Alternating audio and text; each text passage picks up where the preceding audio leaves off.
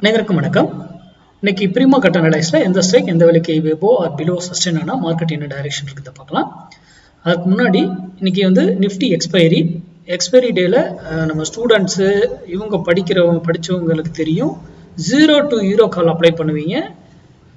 அது very very important rule. எந்த பிரீமியத்தில் வாங்கணும், எந்த டைம்ல எடுக்கணும், எந்த டைம்ல எடுத்து அது என்ன நடக்கும், அந்த ரூலை மட்டும் மிஸ் பண்ணிடாதீங்க. First very very important. ஓகேங்களா?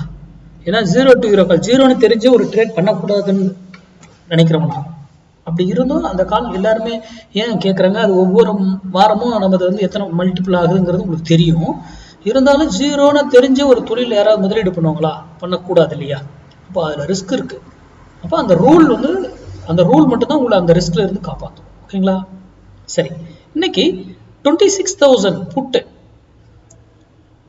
68 rupeesக்கு எபோ சஸ்டைன் ஆனா மார்க்கெட் டவுன் சைடு இறங்கும். மார்க்கெட் அதே 68க்கு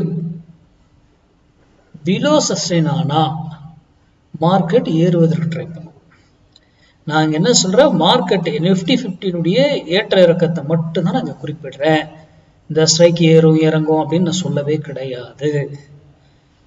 அது மட்டுமல்ல, அது 68க்கு எபோ தான் இருக்கு பிலோ தான் இருக்குங்கிறது ஒரு லைன் போட்டு பார்க்கறதுல அதுல சில டைம் ஃபால்ஸாகவும் இருப்பாங்க. கீழே இருப்பாங்க டக்குன்னு தூக்கிடுவாங்க, மேலே இருப்பாங்க டக்குன்னு இறங்குவாங்க, நம்மளை ட்ராப் பண்ணி ஏமாத்துவாங்க. அதுவும் நம்ம மேக்ஸ்ல கண்டுபிடிக்க தெரியும்.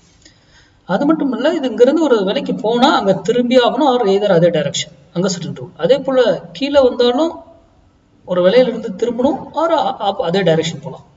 இப்போ ஒரு சைக்கிக்கு ஒரு வேல்யூ கிடையாது. இப்போ நம்ம யூடியூப்ல கொடுக்கறது நம்ம நீங்க சிந்திக்கணும் என்பதற்காக மட்டும்தான். இதை வச்சு இதெல்லாம் நம்ம ஒரு அடிஷ்னல் டூல் தான். இதை வச்சு ட்ரேட் எல்லாம் எடுக்க மாட்டோம். புரியுதுங்களா? எந்த ஸ்ட்ரைக் எடுக்கணும், எந்த ப்ரீமியம் பார்க்கணும், எந்த ஸ்ட்ரைக்கை பார்க்கணும், எந்த விலையில வாங்கணும், என்ன டார்கெட் எல்லாமே நமக்கு தெரிந்திருக்கணும். அப்பதான் ட்ரேட் பண்ணணும். நாம மேக்ஸ் சார்ந்து மட்டும்தான் எதையுமே அணுகிறோம்.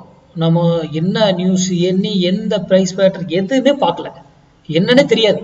ஓப்பன் இன்ட்ரெஸ்ட் சேஞ்சஸ் எதுவுமே தெரியாது. ஆனால் நம்ம போடுற மேக்ஸை மட்டும்தான் நம்ம மார்க்கெட்டுங்கிறது மேக்ஸ். அதை சார்ந்து படிங்க, ப்ராக்டிஸ் பண்ணுங்க, அதுக்கப்புறம் ட்ரேட் பண்ணுங்க. பப்ளிக் டொமைன்ல யார் கொடுக்குறதையும் நம்பாதீங்க, இன்க்ளூடிங் மீ. நான் கொடுக்குறதையும் நீங்க ப்ராக்டிஸ் பண்ணி அது உங்களுக்கு சரியா பயன்படுத்தினா பயன்படுத்திக்கோங்க. நன்றி, வணக்கம், வாழ்க வளமுடன்.